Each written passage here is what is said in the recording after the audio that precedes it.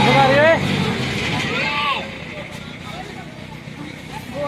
न्याणे हथे आ जाओ और मैं दस 2 घंटे होना चाहिए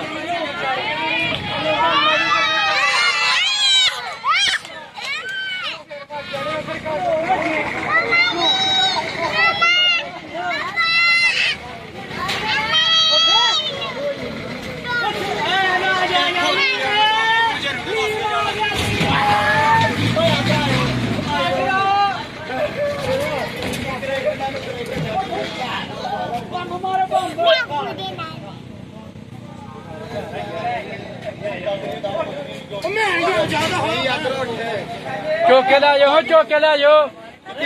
चौके ला जाओ अगे थले उतरे कौन है उत्ते